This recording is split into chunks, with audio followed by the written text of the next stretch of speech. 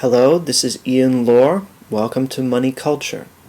Today we will be discussing modern economics, specifically capitalism.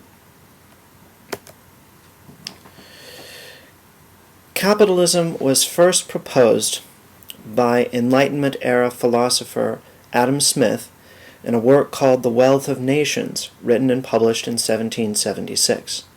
Capitalism developed alongside the industrialization of the Western world and the institution of modern democracy. Under capitalism, the price of goods and services and their means of distribution is not set by any central authority, but is determined by the demand for those goods and services. Capitalism may be epigrammatically expressed as a free market economics. The theory behind capitalism is that, if left alone, the forces of supply and demand will tend to balance. Stability and growth are produced mechanically and automatically by free economic interactions, moved by the invisible hand of market forces. The price of goods and services will be about the same value as the cost of providing them, with a reasonable profit margin. This once radical theory is now supported by 3 centuries of relative and increasing prosperity, and capitalism, or some variation, is the prevailing economic system in the world today. Under the capitalist systems, there is a loose regulation of the economy under strictly limited powers of government established by social contract. One example of a social contract would be the United States Constitution.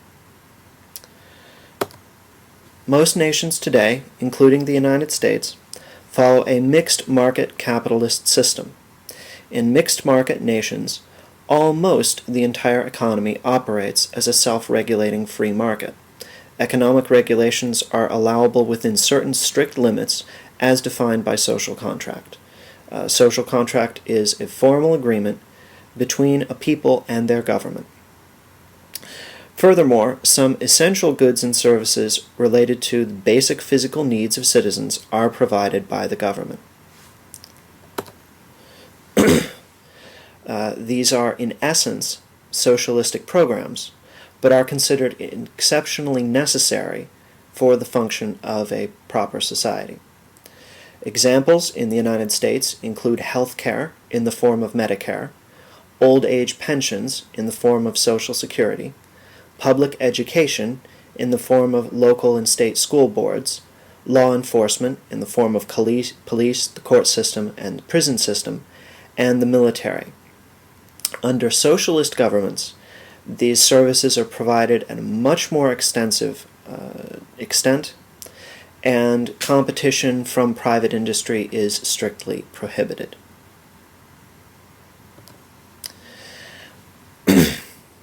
The benefits of capitalism.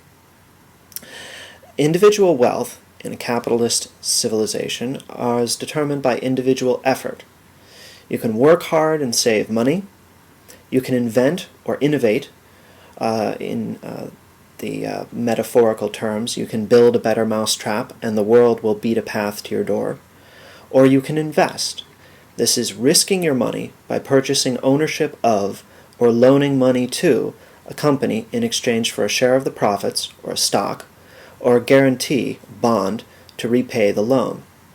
Capitalism may be expressed as a system where each produces according to their ability, and this is given to all according to their contribution.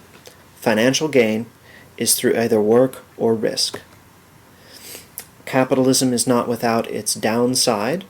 While it does not slant towards totalitarianism in the extent that communism does, and while it does not stifle innovation and prevent competition, as many socialist systems do, unrestrained capitalism is not viable.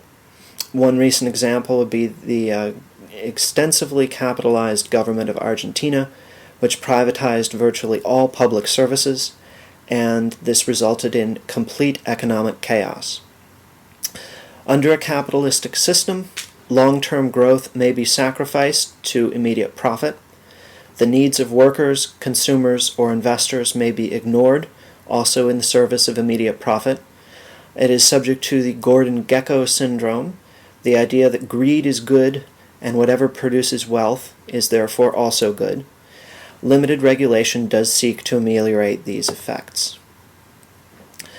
There are three categories of participants in a capitalist economy. These are labor, which is the people necessary to produce goods or provide goods and services; entrepreneurship, which are the people that provide the ideas and plans necessary to produce or provide goods and services; and capital, which is the money needed to purchase the materials or capital goods, including labor and entrepreneurship, which are necessary to produce goods and services.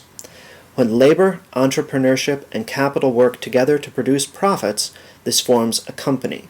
There are numerous other kinds of companies, but for the purposes of this session we will restrict ourselves to this narrow definition. Capital goods are the resources and materials necessary for a company to produce goods and services. This can include offices, factories, machines, and equipment. In the modern age, it very frequently will include computer software and other forms of advanced technology. This can also include compensation for key employees. Capital goods are paid for by selling ownership in the company in return for a promise of a share of the profits. A share of ownership is a share of stock, and a share of the profits is a dividend. These are concepts that will be discussed in detail in other sessions. Investment is how capital goods are provided. Shares of stock are sold. An investor may receive a portion of the profits as a dividend, and the investor is an owner of the company. Bonds are sold for other financial purposes. A bond is a loan. The investor will receive interest at a given rate, and they are the lender. You cannot sell shares or bonds and simply keep the money. That would be considered a pyramid scheme or some other variety of scam.